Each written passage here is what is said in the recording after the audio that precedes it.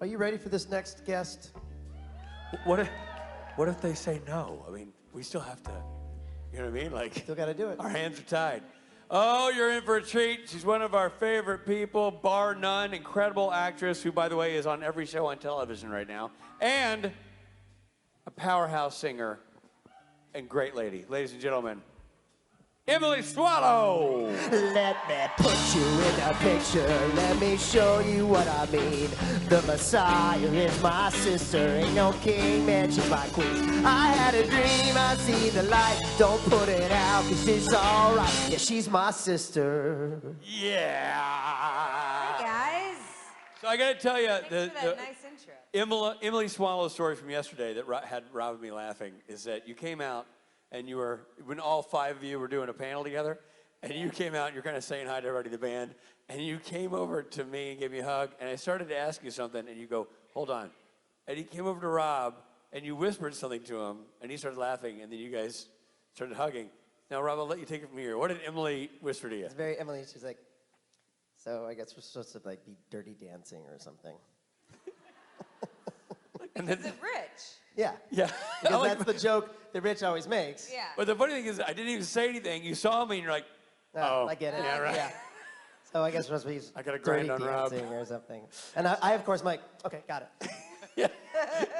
Yes, ma'am. There were some very flattering shots that were captured. Oh, I'm sure. Yeah. I'm sure. Yes. Good gifts. Good gifts all around. Emily Swallow, everybody. Thank you. Hey, everybody. It's so nice to see you on a Sunday. I'm not usually around on Sunday. How are you guys feeling? Is there anyone for whom this is like your first day of the convention? Whoa, yeah. What about those of you who've been here since Friday? Yeah, I love it. Well, I'm really excited to see all of your shining faces and to answer some questions. So let's begin. Oh, this is the way. Does anybody even know what that is? Mandalorian? Raise your hand if you do.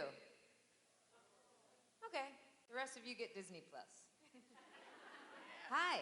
Hi, I'm Amanda. I love you in the show. You play the role of the big sister. Always awesome. Thank you. Sorry. I have this question I asked Ruth last year. All my life I've dealt with bullying and other things because of my social needs. But watching Supernatural helps me survive and strive and always keep fighting and focus on family and the good. How do you handle bullying or social anxiety when you handle it? How do you handle it? That's a really great question. I would say don't handle it the way Amara does, which is by smiting people. But I love that you asked that because that's actually something that a lot of people have asked, like in some of the meet and greets and stuff yesterday, asked like, how did you connect to Amara? And that's kind of one of the ways in that I felt was I could relate to being misunderstood and to being attacked unfairly. And that's what bullying is, right? Somebody is attacking you. It's not about you. It feels so personal because it is you. And I don't think that there's one perfect answer for how to respond to bullying. I do feel like for me, if I feel like somebody's treating me unfairly or if they're like, using their authority over me in a way that feels unfair, as counterintuitive as it might seem, I try to take a breath in and try to respond with love to that person. Because, and I know that sounds a little vague, like obviously it varies from situation to situation, but ultimately I think like even bullies, the reason that they act the way they do is because they're afraid, because they're insecure, because they think that they're not living up to something that they're supposed to be, so they're gonna go after people smaller than them and try to assert that kind of authority. And so trying to find like some compassion and some love for that, and then practically speaking, just to like engage as little as possible. It's not my job to like tell a bully why they're wrong. And so then that kind of gives me the space to like recenter and reconnect with the part of me that I know is loved and is supported. And then, you know, depending on the person and the situation, like taking it from there. I don't know if that's at all helpful. Okay, good. Well, you're beautiful, and there's a lot of love here and no bullying, because we all support each other. Truly, I mean, it's astonishing to me how supportive this fandom is, and it's beautiful, and I learned so much from you guys, so thank you for that. So lean on all these guys. Thank you. Hello over there. Hello. All right, it's absolutely awesome that you play the Forger on Mandalorian. I want to know if you were a Star Wars fan prior to, and how did you go about getting that job? I was a Star Wars fan prior to. I got the job in a really boring way, which is just that I auditioned for it. For those of you who don't know what he's talking about, there's a new Star Wars live-action series called The Mandalorian. And it's really fun. I mean, I think like it captures the heart of those original Star Wars movies so beautifully. But yeah, I just got this audition. It didn't even say it was for Star Wars because they were super, super, super secretive. And that actually happens a lot. That actually sort of happened. There was a lot of secrecy when I auditioned for Amara too. Like I got these scenes that were not real scenes with definitely not anything to do with like Sam and Dean. So you get these and you think you might know what they're connected to within a show or what other characters, but I just approached it like I would any other audition, and then got incredibly fortunate that it went the way it did. Yeah. But thanks for watching it and for enjoying it. Thank you. Hello. Hi. What are your thoughts on Chuck/God's actions towards the Earth? And is it possible, since he's kind of going dark side, that it's possible that Amara might become the woman who saves the world? I think he needs to put on his big boy pants. I mean, come on. Yeah, I think that he is completely abusing his powers. I think he's being incredibly thoughtless and inconsiderate, and I really hope that Amara comes back and puts him in his place, because I think that when we had that little interaction so far this season, and it was enough for Amara to be like, to see through him and see that he's up to his old tricks. I think, though, that she didn't quite understand in that interaction, like how she hasn't really been paying attention to how much destruction he's been doing. So it might take, Sam and Dean calling on her, specifically Dean, because, kind of this connection. But yeah, I think that because he has gone so far that way, that it would be perfectly appropriate for her to show some of her light side, because they're just in opposition to each other, right? And I think that part of the reason she was so poorly behaved when she first came onto the Earth in season 11 is because she was reacting to what she thought she was getting from him. She had been put away in this box. She wasn't allowed to even interact with the rest of creation. And then when she got out, everyone was telling her how great this God guy was, and he wouldn't even come talk to her. So I think a lot of her anger and a lot of the smiting and the soul sucking and, not so tasteful ways of behaving, I think that was in response to him. So now that he's displaying this completely childish and unfortunately very destructive behavior, I think that she could definitely come back and be a force of good. Yeah, fingers crossed, right? Something's got to give. Hello. Hi, my question is, I've thought about this in one of my EMT classes, which You say EMT? Yeah. So you're a rescue Yep. worker? Awesome. Which I shouldn't have been, but I had this thought that Chuck said, that he wants to start over, build this new thing, that he's done with the creations he has created. How do you think Amara would want to create the world if she was the one that was like, I created this? How do you think, what would she do to have the perfect world for her?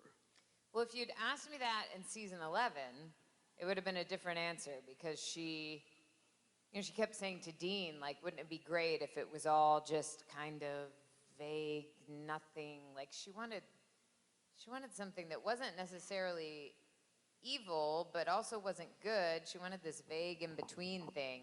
But I think that that was just because she couldn't reconcile this part of her that was so intensely wanting to be connected to her brother and to be vulnerable and to have connection and to risk that. So it felt safer.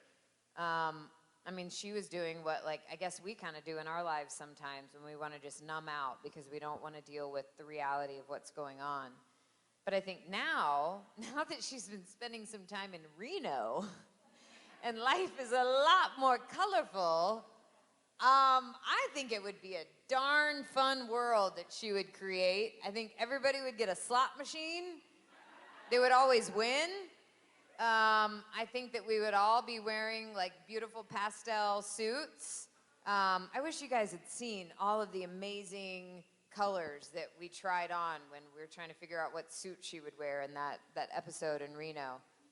I think, and I used to say this before we got to season 15, and I did come back. I said, you know, I think that like because of all of the like pain and the sorrow and the anger that she'd been dealing with, I think like she would want to live in like a big loft apartment that just has like video games everywhere and one of those like big, like, do you remember the piano that you could walk on from the movie Big?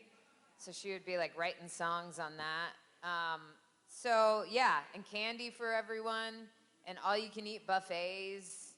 I guess the world would be kind of like Reno, which might be really exhausting after a while, but it'd be fun at first. Yeah. Thanks. Hi. Hey. First of all, I've loved you since The Mentalist. You're an incredible actress. Thank you. Secondly, your voice is incredible. Have you ever thought about working on Broadway, or would you want to? I actually have. It was a while ago. Yeah, no, I started acting in theater, and I used to do a lot more musicals, and I did a few musicals in New York. One of them was on Broadway, and it was a musical of the movie. Do you guys remember High Fidelity? Yeah, the John Cusack movie. So they made a Broadway musical out of it. I'm not surprised, though, that you don't know that I did that, because we ran for maybe a month. It was really short-lived. We did an out-of-town tryout in Boston, like while they were writing it and, you know, working on it and stuff, and then we opened in New York, and it closed so quickly. And I might like to go back and do a musical on Broadway. I, though, have kind of a short attention span. I like getting to play lots of different characters and lots of different things.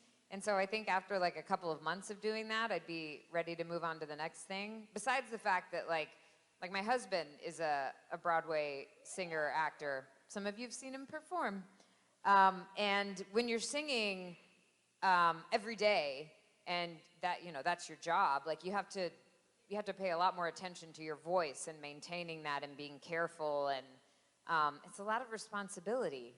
And I'm very responsible in other ways, but I'm also kind of talkative and loud, and it might be hard to like be quiet and keep my voice ready for a show.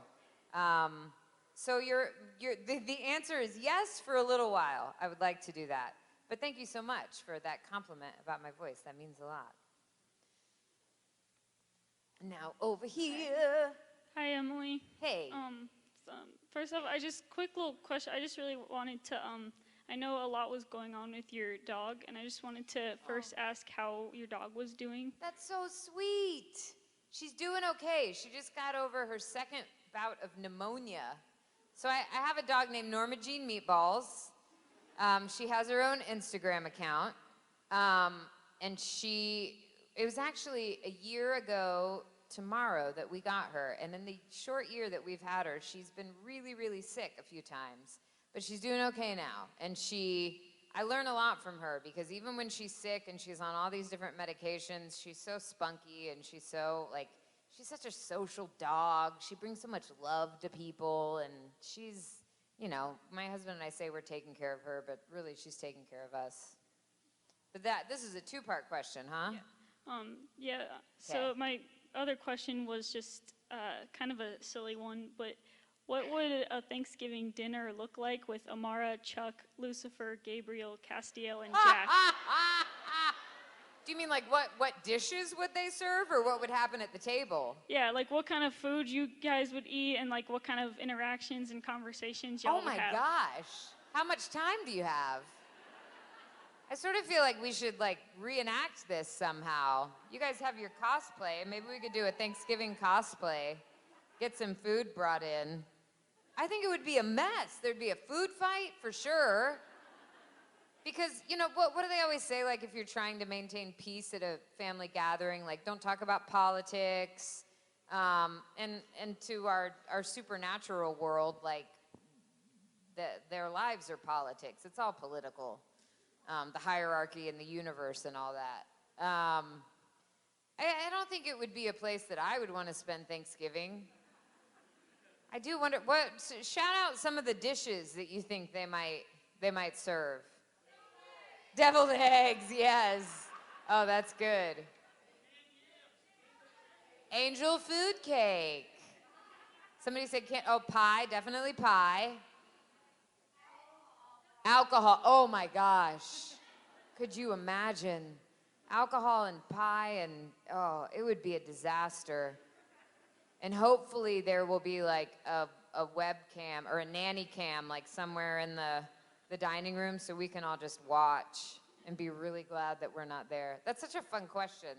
Thank you. Now I'm going to be thinking about that all day. I hope that all of you have a much nicer Thanksgiving. Hi, I was wondering what is the hardest part about being Amara because you're so sweet. Oh, thanks.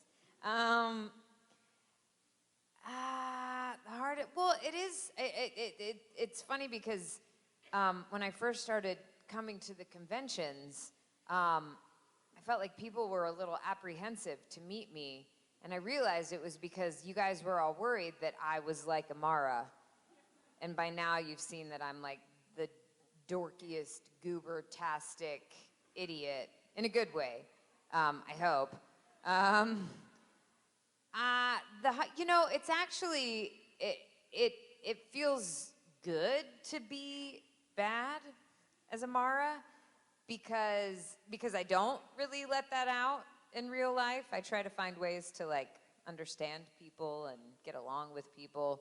But I feel like we've all got those feelings. And so being given an opportunity to put them in a place that's productive and safe is really awesome. But definitely, like, the more I got to know everyone that I was working with, it was hard sometimes to have to be a jerk to them when I wanted to just be like, oh my gosh, I understand. No, I don't mean it. I'm not mad. It's okay. Or, you know, suck somebody's soul when they're just like a random passerby. But other than that, it was just really fun, I have to say. So, yeah. But I still try not to be like that in real life.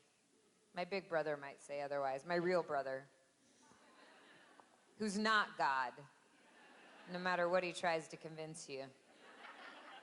What's up, Wonder Woman? Hi. Hi. So my question is, do you think Amara still loves her brother Chuck? What do you think? I don't know. I think she does. I think she does. I think that love, I think that he's the most important person. Can we call him a person? We'll call him a person. He's the most important being to her. And she might not disagree with him right now, and there might be a lot of things about him that she doesn't love, but I hope she still loves him because I want to feel like there's some way to find understanding with the mess that's going on. But love is challenging sometimes. And I would like to think that she would be big enough to find a way to love him, even though he's definitely struggling right now.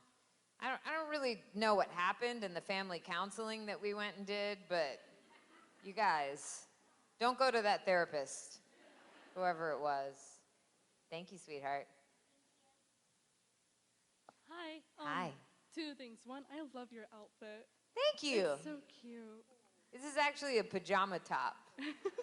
So I can go to sleep if I want. And then two, I'm currently wearing the Hogwarts the Hogwarts School for hunting, and I was wondering Nice. what your Harry Potter house was. Uh-oh. This is where I get revealed. I don't really know much about Harry Potter. What does it mean to have a Harry Potter house? There's Slytherin, which is... I'm willing to learn. I'm willing to learn. There's Slytherin, which is like ambitious and kind of Dean's house is Slytherin. Then there's Ravenclaw. Well, I'm going to be in Dean's house. Ravenclaw's, Ravenclaw's the smart side. They're the ones who will throw a book at you that's 1,000 pages and say, I read this overnight, and you'll be like, excuse me, what? Whatever. And then the Gryffindors are the brave ones. They're the ones who, even if it's the apocalypse outside, they'll go outside to the grocery store and go and get some milk. Yeah, I want to be brave. And then there's Hufflepuff, which is Castiel's more site. They're the sweet ones. They're the ones where like you'll be best friends with up until you betray them, in which they will try and kill you. Oh. Well, what do you think Amara's would be? I feel like Amara would be a Slytherin with Dean, but then for you, I feel like you would be a Hufflepuff. Okay, that sounds fun. All right. Oh, I learned something today. Thank you. Hi. What's up? No, Cass. Okay, Cass was in the empty once, right? And he woke up, and the empty told him that God had no say in the empty. Are you saying in the empty? Yes. Okay. After the angel and the devils, they die. They go to the empty, right? Mm-hmm. But this season, Chuck kind of went ahead and pulled Lilith from empty, which was said that he couldn't have done before, but now he did. That got me wondering. You are the big sister. If he could pull, Lilith. Could you pull Crowley or you know? I can do whatever I want because I'm the big sister. I mean, you're asking me, Emily. I could be like, yeah, definitely, but I don't write for the show, so I can't help you there. Although I do sometimes. Have any of you seen, I haven't done one in a while, my rewritten scenes for Supernatural, or just like rewritten captions, I guess. I need to do some more of those. I fancy myself a writer, but usually the things that I write are much sillier than what actually happens. Yeah, I mean, I think she could. I think with Amara, it's always a little bit like what's in it for her, so it would have to benefit her. And I'm not sure which of those people that you would like to see come back, who do you think would most benefit Amara? I'm hearing some Crowley whispers. Yeah, I think whoever Chuck kind of smite next, Amara would probably want to bring him or her back. That's such a big sister response. Chuck does all this work to smite somebody, and she's like, "Oh yeah, undid it." Ha ha. Jack? So we got a Jack and a Crowley. I don't know. We'll see. That's a very interesting question. Thank you. Hello, this side again. Hi. If you could be any side character, male or female, who would it be? Any side character? Yes. You mean on Supernatural? Yes. What does it mean to be a side character? Like half the season there and half not. Oh, so just like a different character? Yes.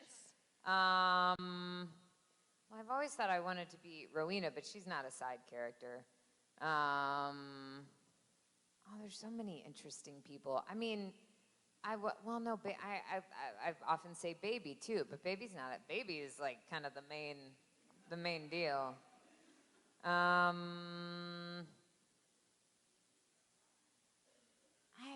My brain is, I don't, who would be interesting for Amara to moonlight as?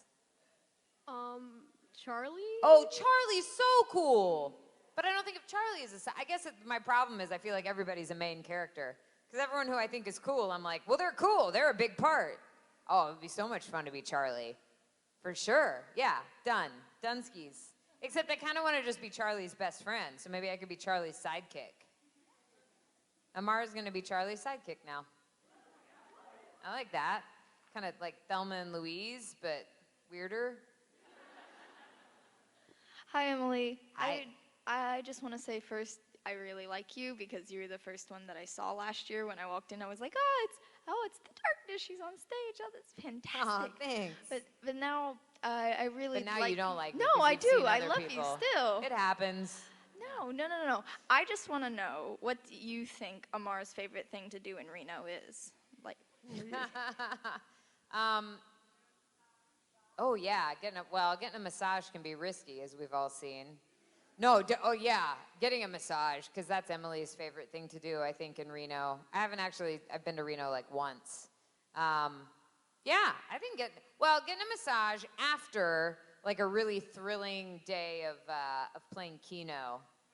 Because, there's a lot of stress when you're gambling. You don't know if you're going to lose everything or win the house, or it's very, very tiring. So then getting a massage from Kimiko, which, funny story to me at least, I got that scene and there's this masseuse and I was pronouncing it Kimiko.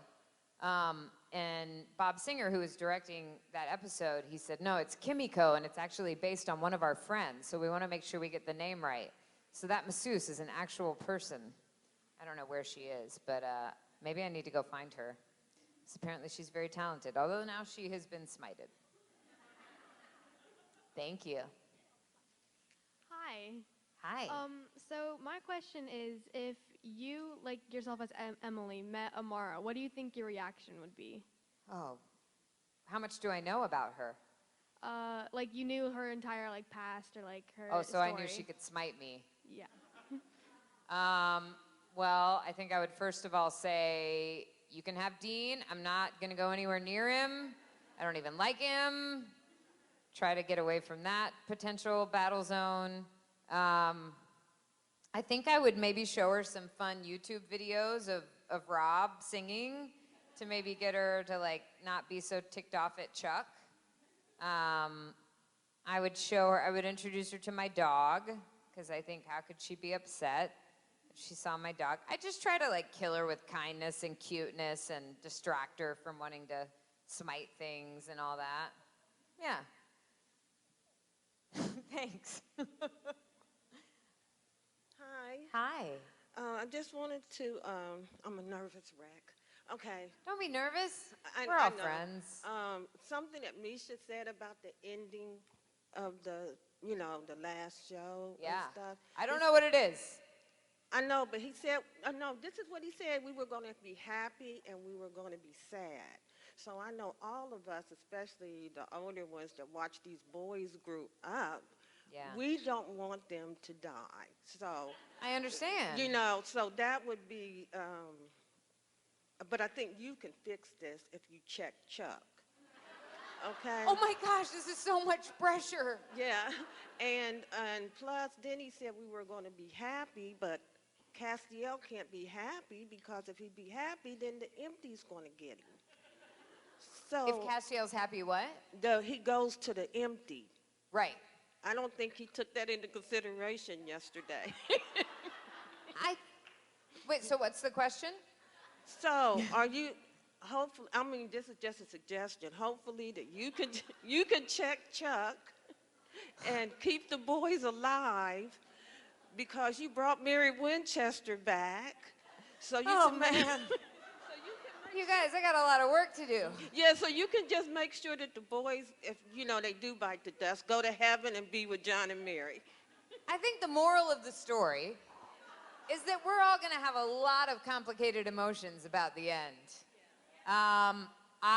Once again, I have no power to tell the writers what to write, but I like what you're saying. I like that there could be a way that things could turn out relatively okay.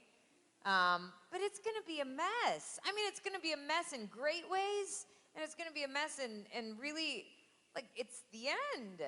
And it's beautiful, and it's sad, and it's just going to, I truly don't know what the ending is at this point, and I'm kind of glad, because I don't know, it'd be hard to keep that secret.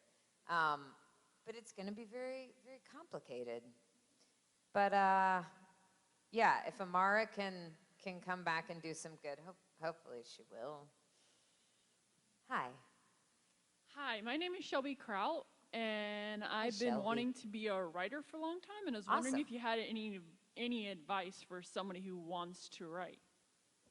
Well, I think my advice for somebody who wants to write is the same as my advice for anybody who wants to do anything creative, which is, first of all, like really get in touch with yourself with like why it is that you want to do it and what you want to express and what you connect to, because there's so many different voices out there that can tell you what you should be doing. And what do you, have you started, I mean, do you right now? I do. I've written a couple of short stories, and I've been working on a book series about horses, second chances, and family. That's awesome. And do you like share those with anyone right now? I've shared it with a couple people, but the series I've been working on for 7 years, and it's it's complicated. It's complicated. It's always yeah. complicated, isn't it? I think also I would just say, and this is so simple, but it's true, like just keep doing it. Like all the best creators that I know of, whether they're painters or they're musicians or they're writers or they're actors, they make it a creative habit. They do it even on days when they feel like they have nothing to give. They do it on days when they feel like they have everything to give and they're excited. You know, they just make it a habit so that they don't psych themselves out in their heads. But I think in terms of like sharing it and getting ideas, it's such an incredible time we live in right now, because you have resources online and you can like share it, you know, with a small community of people or with a huge community of people, and you can get feedback. And I think it's definitely important to consider who you're sharing things with, like at certain stages, because it's a very vulnerable thing to create, and so you want to protect it while it's still kind of in the formative stages. But it sounds like you're already on the right track. Is there anything specific that you feel like you struggle with? Probably just getting it from my head to the page. Yeah. Getting it out and figuring the right direction it needs to go. Yeah. I mean, I think that's part of the process. You kind of throw it all out there and try not to judge it at first, and then you hone it for yourself. You hone it by sharing it with other people, but just keep at it. And that's fantastic that you found a way to express yourself. I'm excited for you. So cool. Good luck. Yeah. You got all this support here. Nice. Oh, we have more people over here now. Hello, lovelies. Hi. I was wondering, what was your reaction when you found out that you got your role on The Mandalorian? I was confused because I didn't know what it was. I was like very cautiously excited, and this is kind of my way. Like I get a role that I think could be really cool, and I'm really cautious about it because you have no idea, or maybe you do. Maybe, you know, those of you who are in the arts in some way, but like there's so many times when you think something is going to happen and then something falls through and it doesn't. I think I was not quite sure what it was, but when I found out it had something to do with Star Wars, I was just kind of like giddily excited because it's just such an incredible collection of stories, and I was excited that I would get to be a part of the telling of that.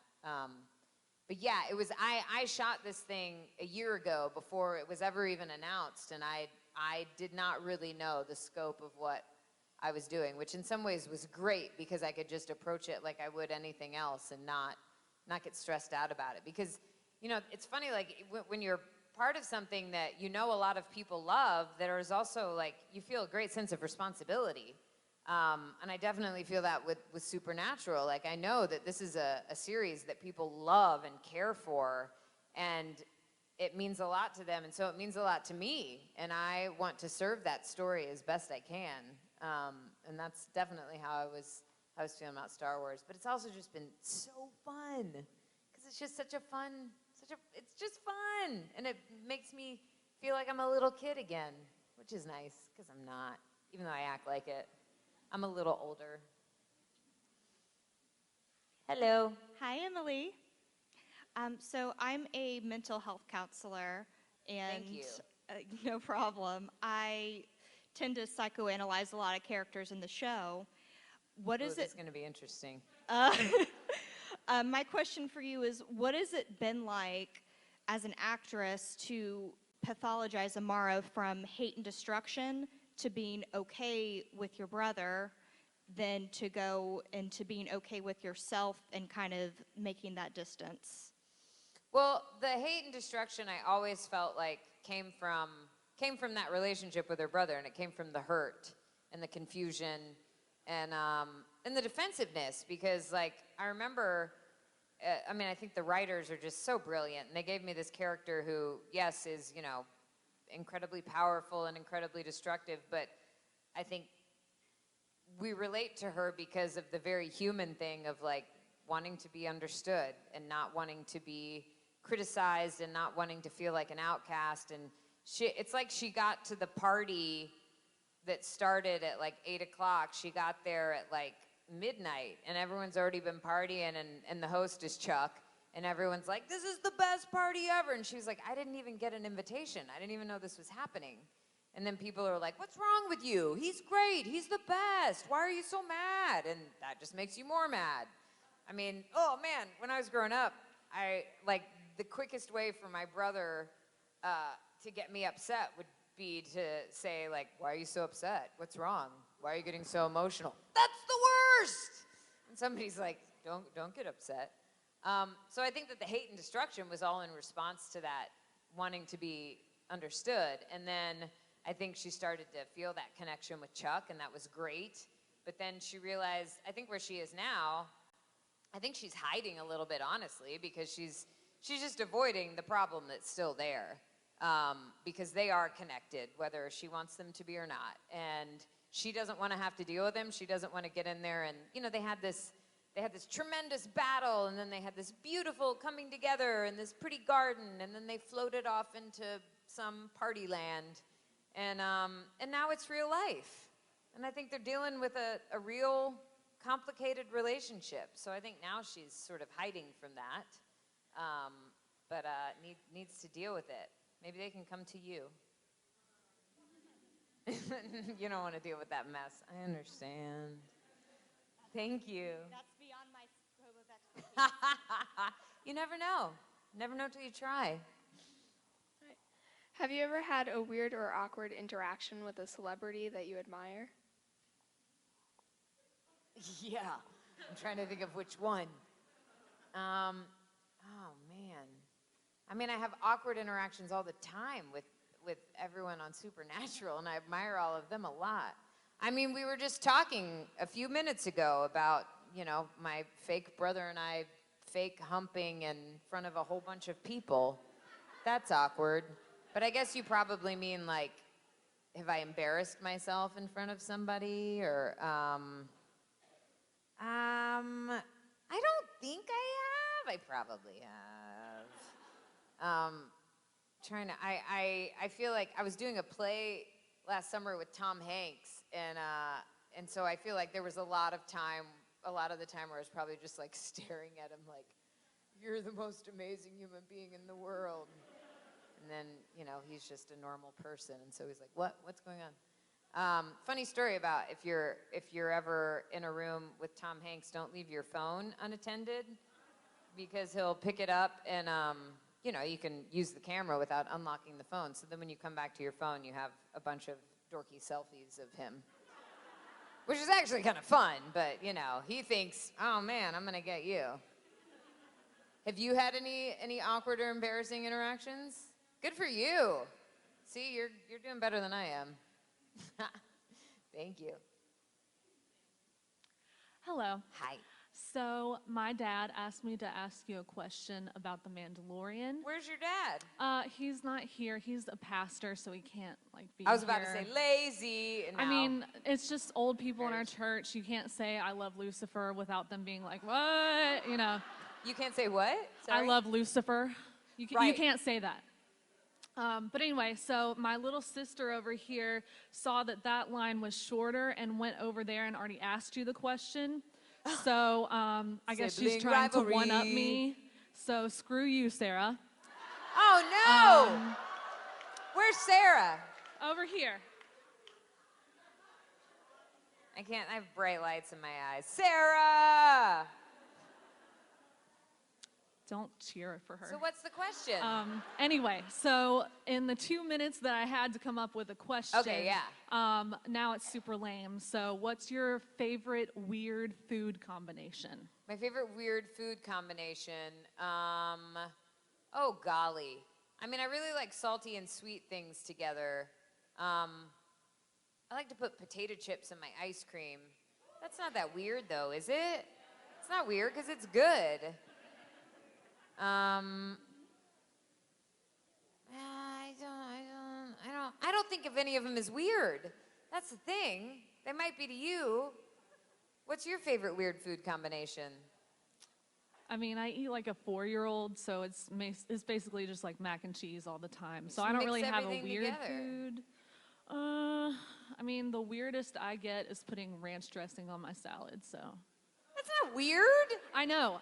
That's the point. Like, there's nothing weird about anything that I eat. I have a story for your dad, though. Okay. Because I went back when I was, so I grew up in Jacksonville. This is my hometown. And I grew up going to a church called Inglewood Christian Church that's here in Jacksonville. And my parents still go there. And I go with them whenever I go home. And it was the season that I was first started playing The Darkness, and it had started to air. And I'm in the church, and there's a lobby that's like about the length of this stage, and I'm over here talking to my mom, and then this guy at the other end of the lobby goes, "Hey, it's The Darkness at church." And most of these people have no idea what he's talking about. And I was just like, I didn't know, I was like genuinely worried. So I can understand why your dad might not want to talk about going to the Supernatural convention when he's talking to the parishioners. It's a fair point. But thank you for being here, and your sister Sarah, even though you think she's a brat. Do you think your sister's a brat? Yeah, that's right. That's right. Look at Rob's amazing, is it even a jacket? Because it kind of looks like a shirt. It's a shacket. It's a shacket. Oh, I thought you were hugging me, Mike. You were just trying to get by. Aw. Yeah. Aw. Put that in your favorites. Mike has a button that says, "I love Loudon Swain."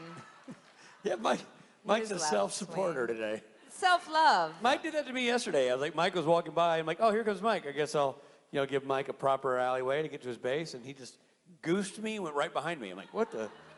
He's a sneaky one, that Borja. Yeah. Oh, actually, well, I don't have my phone, but yesterday I posted, I don't know if Billy and Michael know this, but they were the subjects of a poll that I posted. Because we have all these beds in the green room because these guys need some sleep. And so I posted a little picture and I said, it's like Goldilocks and the Three Bears. And I said, who do you think would be Goldilocks, Billy or Michael? And when I remember last night, Billy was winning by just a little bit. So it's just right, you guys. So if you're Goldilocks, Right. the photo only had those two dudes in it? No, the photo was just the beds. There were no dudes in it. But I could only select 2 options for who Goldilocks would be. I'm not good at the stories on the Instagrams and the... Oh, right. Yeah. Yeah. Okay, well, congratulations to Billy Moran, by the way. Yeah. Goldilocks, Congrats, really proud Billy. of you. That's great. Sorry, buddy, but there's always 2020. That's true. You know? If I recall, back in the, for anybody who remembers the old days of Supernatural, back when Loudon Swain used to dress as the Elastic Waistband. Yeah. Michael Borja wore a long blonde wig to every convention. Sure did. In Yeah. his Had a British accent. alter ego, Sir Richard Furlong. That's right. So, had that Damn contest been held sexy. back then, you would have been a shoo-in. Absolutely. Ladies and gentlemen, you're welcome, Emily Thank you, Swallow. guys. Let I love you. Messiah, my sister, ain't no king, and she's my queen. I had